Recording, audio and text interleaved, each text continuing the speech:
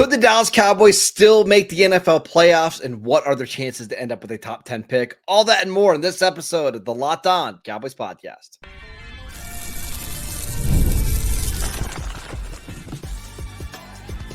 You are Locked On Cowboys, your daily Dallas Cowboys podcast. Part of the Locked On Podcast Network, your team every day. Welcome back to the Locked On Cowboys podcast, part of the Locked On Podcast Network, your team every day. We'd like to thank you for making us your first listen of the day. Today's episode is brought to you by Game Time. Download the Game Time app, create an account, and use promo code LOCKEDONNFL for $20 off your first purchase. Welcome back. I am your host, Marcus Mosher. You can follow me on Twitter at Marcus_Mosher. Joining me today, as always, is Landon McCool. You can follow him on Twitter at McCoolBCB. On today's show, we are breaking down every potential outcome for the Cowboys in this 2024 season. Landon, this was actually your idea. It was inspired by former Dallas Cowboys legend, Bill Parcells, who said you really don't know what kind of football team you have until once you get to this, week 13 or right around Thanksgiving. So before we start talking about where they stand in the NFC East, where they stand in the wild card hunt, what kind of team do the Cowboys have right now? It's funny, because I was hearing you recite all that, and I was saying to myself, man, it feels like we've got three different kinds of teams, right? Like a team that might be in the NFC East Championship, that might be in the playoff wildcard race, and a team that certainly we've been used to for most of the season, a team that might be picking in the top 10 in the 2025 draft. So I think that it's more than any other year. It feels like it's a real shifting proposition, right? Because of the injuries, because of the kind of changing abilities of the younger players, and because of the kind of absorption of what's going on with the coaching staff. I think it's kind of constantly changing. I do feel like, even though I don't expect a good football team to walk out on the field every week, I definitely don't know what kind of football team I'm getting week to week stepping out on the field. So it has been kind of a roller coaster ride. I think at this point we're looking at a team that can play some decent defense at times, but really, really struggles to kind of find any sort of consistency on offense, as it currently is constructed.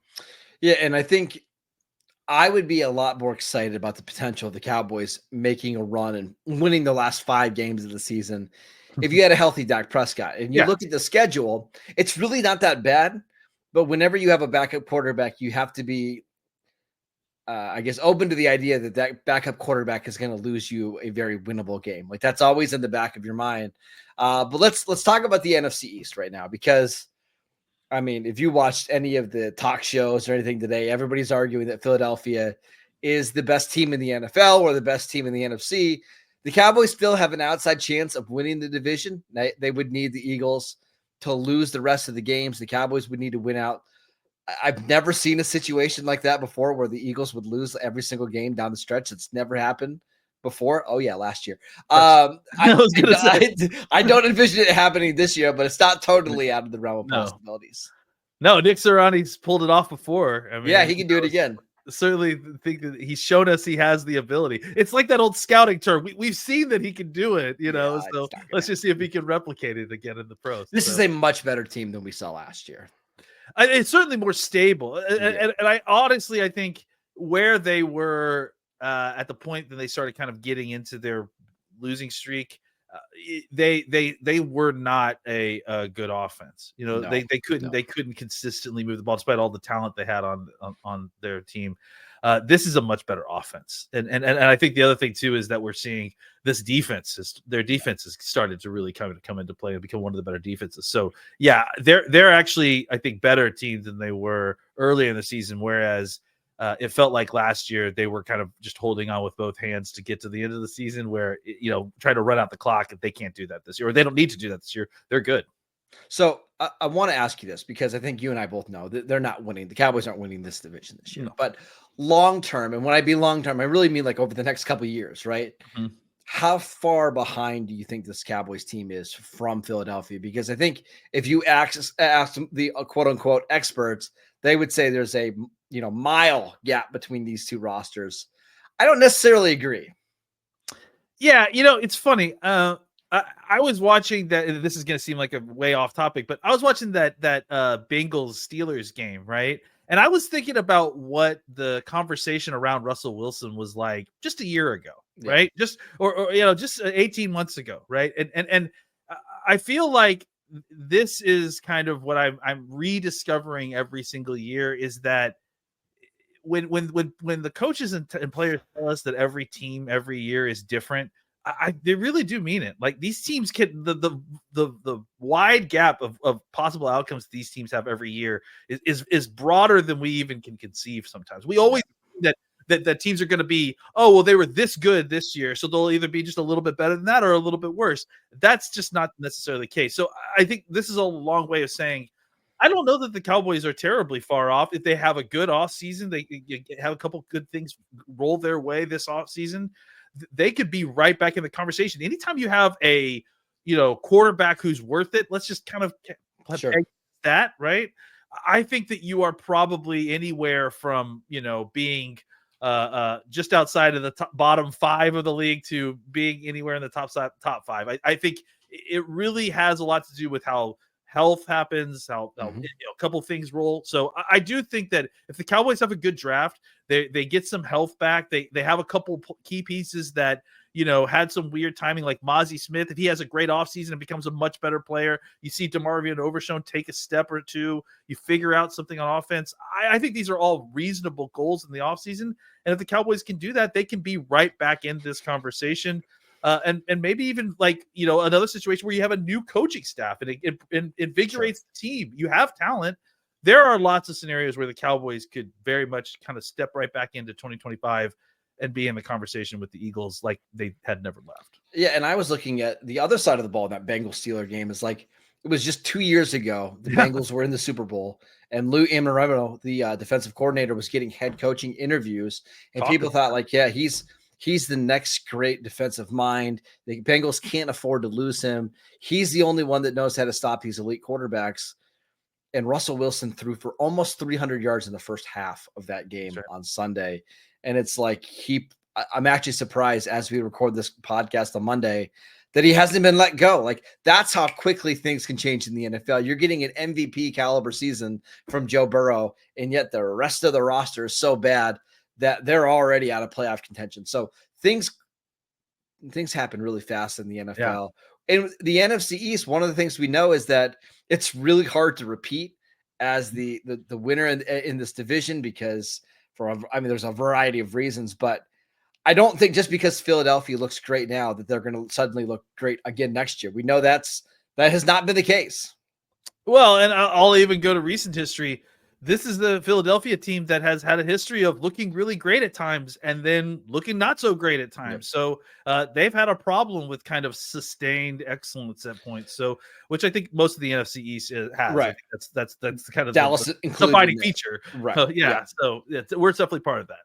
But Dallas has to have a good offseason. I will say, watching that Eagles game yesterday, we know that the Cowboys aren't going to be big players in free agency. Like that's just not their brand anymore. And they really don't have the cap space to go out and be like, hey, we're going to go pay T. Higgins $35 million a year. Like they're not going to be interested in that. But what they should do is some more of the moves that Philadelphia made in the sense of like, hey, here is Zach Bond, somebody who maybe was a bad fit with the Saints.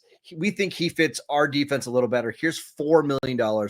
That's not going to break the bank, but adding a couple of those type of players, I do think has maybe changed the trajectory of that team. And I'm hoping Dallas can do or implement that a little bit more next offseason. I mean, hell, we don't have to go that far away from the Cowboys to come up with a good example. Eric Kendricks has done a great job for this defense, for what they've paid him this year. So just look to what your own success at paying solid, not bank breaking, but just solid veterans, decent money in a position at a spot where they maybe are a better fit than they were previously. That's a good way to kind of turn around the fate of that player's career and also your defense or offense, depending on what you're saying.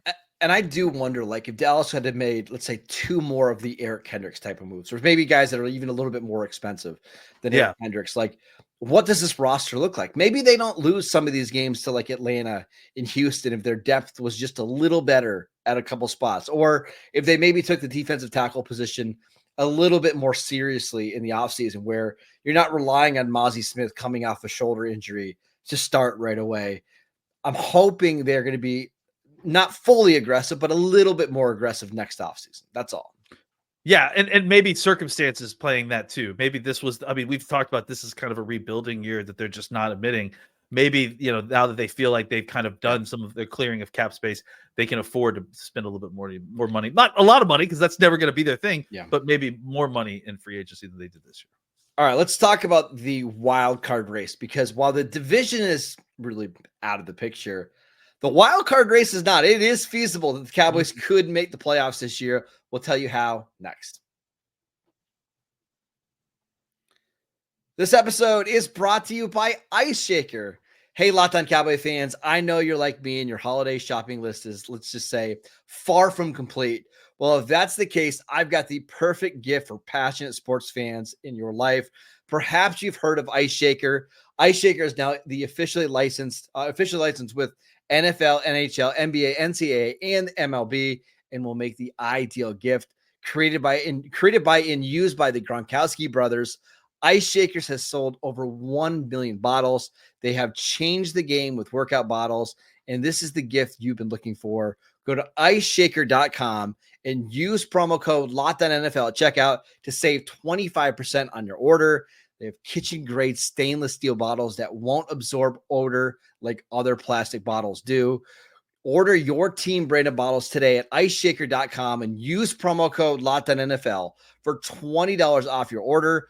IceShakers. Now show your support for your teams with the best branded workout bottles on the market, IceShakers. This episode is brought to you by BetterHelp.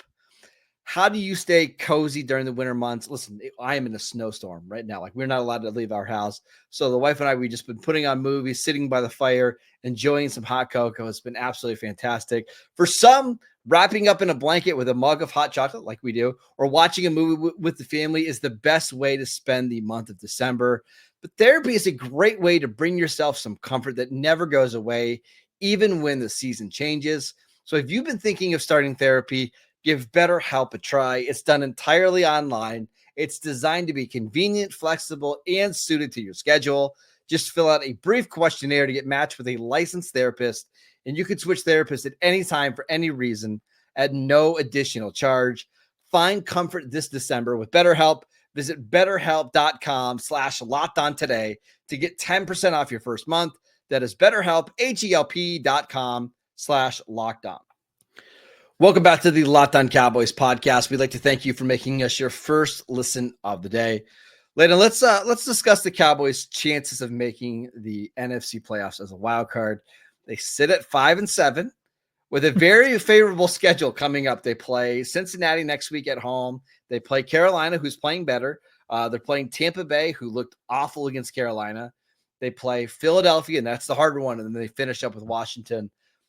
How realistic do you think it is the Cowboys could make the playoffs?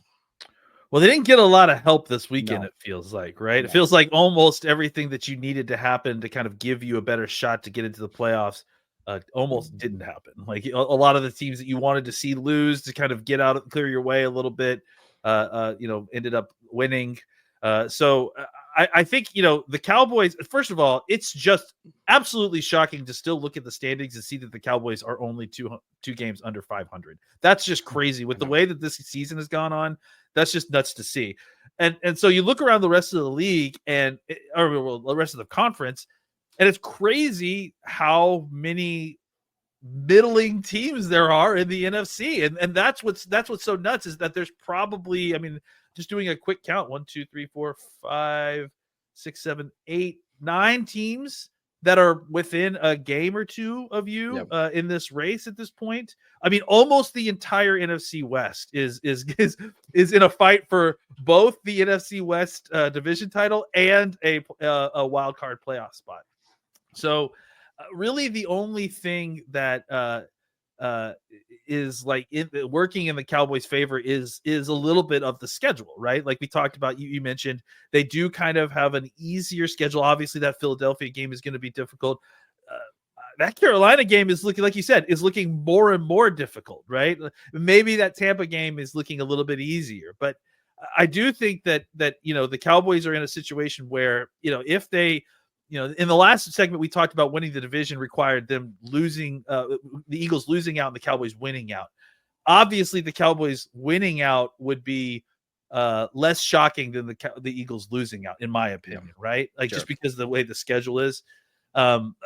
I still can't imagine though the Cowboys here 4 of these games. Like I understand that there's 4 or 5 games to go. I mean, I think that they certainly will be favored in some of these, and I certainly think that they will have shots to win some of these.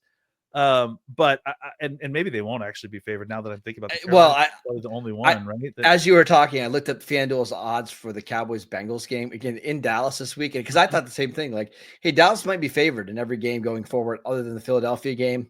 Nope, they're 6-point underdogs at home against Cincinnati. At home, man, that's yeah. Look, and I think you said it right. Like, I mean, the problem is that you're playing with the backup quarterback, and that adds it injects an element of instability and just chaos into the something that is already very difficult to predict. So and again, like ultimately, what are we talking about? We're talking about the right to go to a playoff game to play with Cooper Rush as your quarterback in the playoffs. So I do think that it's a long shot. I don't even know if it's something to really root for. But I think if the Cowboys were able to pull this off, I mean, I do think there are mental benefits. There are benefits to this team like that will extend beyond this season, that they were able to kind of fight through all of that and show a level of toughness to kind of get where they needed to go despite of a terrible start to the season. So a couple of things here. I think both of these scenarios are on the table. I think the Cowboys could go 9-8. I don't see them going 10-7. I think that Philadelphia game in Philadelphia is just one they're not going to be able to win, right? Yeah. But could they beat Cincinnati, Tampa Bay, Carolina, Washington, and go 9-8? Sure, I could see that. I could also see a situation where they end the season at 5-12 and they just lose every game because again, when you're having a backup quarterback, it's going to be very random week to week. Even if they don't make the playoffs, I think there are ways that the season can go down where the Cowboys would have a lot of confidence going into next year. And I actually think that week 18 game against Washington could be very similar to the game that the Lions had against the Packers a couple years ago, where Washington, all they need to do is win to make the playoffs. And the Cowboys have the opportunity to make it where a division rival doesn't go to the playoffs, right? And with Dallas already beating them once this year, and having that game at home, I think that would be a really fun way to end the season where, you don't make the playoffs and you don't accomplish the goals, but the vibes are really good going into the offseason because you fought hard despite not having your quarterback and you won the last game of the season. I do think there are some positive outcomes here for Dallas, but if I had to predict what their final record's going to be, I think I probably would go 8-9 probably. Yeah, I mean, that's probably what I'm guessing too. I was just thinking, we talked about before that Washington game that despite all the history and all the crossover between those teams, they didn't feel like that rivalry was very rivalry, right? It felt very friendly. Man, after that last game, and if the Cowboys were to deny Washington a playoff spot in the last game of the season, that certainly would spice up that rivalry for the years to come, I would say. I will say one more thing before we move on. If you are rooting for the Cowboys to make the playoffs and get shellacked by the Eagles and Lions in round one, or the Packers, the 49ers. I guess, just to add tradition. Yeah. Well, I think if you're the 7th seed, that's who you're going to play. Yeah, you're not playing the 49ers. Yeah. Sure. Yeah, exactly. If you beat Washington, you're going to have to win almost every game. You beat Washington in week 18. You own the tiebreaker in that one. So Washington would have to be a full game better than Dallas. Their schedule is not super hard going forward, but keep that in mind. Tampa Bay is also another team that you would be competing for with a wild card. You have a matchup against them. And then you look at the rest of the other contenders. I mean, they're just not out there, right? And Dallas owns the tiebreakers against the teams that you would need to hold the tiebreakers against If you beat Tampa Bay and Washington, there is a very, very good chance that you sneak in as a 7th seed. Yeah, I mean it has everything to do with how the mediocrity in the NFC at this point. It certainly is just like you said, it's just a sea of teams that are floating around 500. And so with 5 games left to go, if you can kind of find a way to steal a game here or two, you're certainly you're certainly in the conversation, whether you make it or not. Like I think the Cowboys. The Cowboys could lose a game or two and still be in this conversation. Yeah, absolutely. The way that things are falling. So, I think, it's partially part of the Cowboys are playing better football, and, they've got a 2-game win streak. So exciting.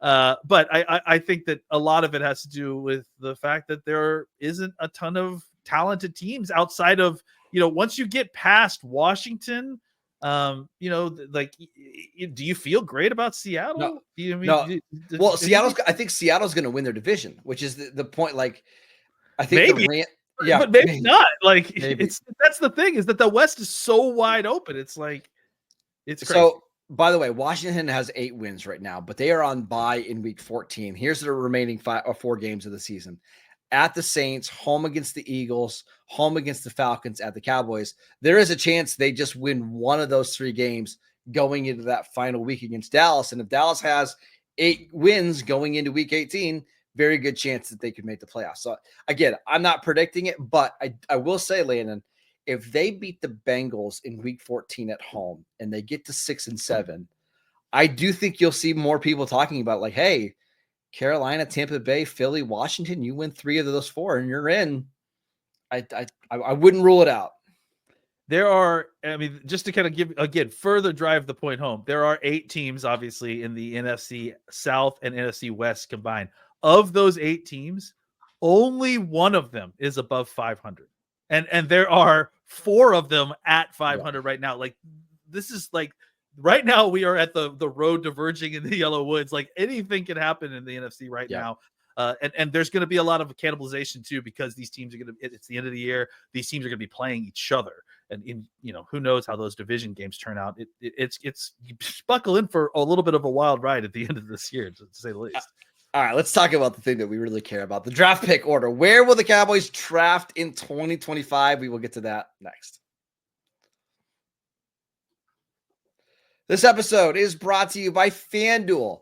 Get ready to tackle the NFL action with FanDuel, America's #1 sportsbook, because right now new customers can bet $5 and get $150 in bonus bets if you win. The FanDuel Sportsbook app gives you everything you need to place live bets on the NFL all in one place. So when you get a hunch in the middle of the game, you can check out the latest stats, view live play-by-play, and so much more on the same page where you place your bets. Just visit FanDuel.com to join today. You'll get started with $150 in bonus bets if you win your first $5 bet. There's so many great bets that you can make right now. We're getting closer to award season, so you can go bet on the MVP. You can bet on who you think is going to be the #1 seed in each conference. Go visit FanDuel.com and never waste a hunch, and make every moment more with FanDuel, an official sportsbook partner of the NFL. This episode is brought to you by Game Time. I absolutely love Game Time. It's the only ticketing app that I use when I want to go see my favorite teams play. And one of my favorite parts about Game Time is that they have the Game Time pick filter, which will filter out all the fluff to show you only the incredible deals on great seats, so you don't have to waste your time searching through thousands of tickets. There's so many great features on the app. One of my favorites is the all-in pricing. You can toggle this feature, and it's going to show you your total up front, so there's no surprise fees when you go to check out. Plus, you can get a panoramic view of your seat in the app before you buy. Take the guesswork out of buying tickets with Game Time. Download the Game Time app, create an account, and use promo code LOCKEDONNFL for $20 off your first purchase. Terms apply. Again, create an account, redeem promo code LOCKEDONNFL for $20 off. Download Game Time today. What time is it? Game time. Welcome back to the Locked On Cowboys podcast. We'd like to thank you for making us your first listen of the day. For your second listen, check out the new Locked On NFL show. 2 shows every single day. 1 in the morning with Tyler Rowland, 1 in the afternoon with Tony Wiggins for some real NFL talk. Available wherever you get your podcasts. All right, Landon, let's talk about draft order. Right now, the Cowboys sit at pick 13 with a 5-7 record. Where could they potentially end up here? Well, I think that 13 is, I mean, like, look, if we're going to go with the kind of predictions that we were making in the previous segments, then I think 13 is probably not terribly far off from where they would be. I would say maybe even closer to 16, right? If they end up kind of closer to 500, but who knows? Because again, like much as we said in the last segment, there's so many teams that are hovering around 500 right now. So like in the same way that they could suddenly become playoff contenders, they can also suddenly become top 10 pickers, very quickly, depending on how these records. Let me give you a perfect example. If they lose to the Bengals next week, they will go from drafting at 13th to right around 9 or 10. Now that doesn't seem like a huge difference, but that's just one game that switches you 3 or 4 spots. It's not inconceivable, depending on what happens tonight with the Browns and the Broncos, that you could go all the way up inside the top 8 with just one loss next week.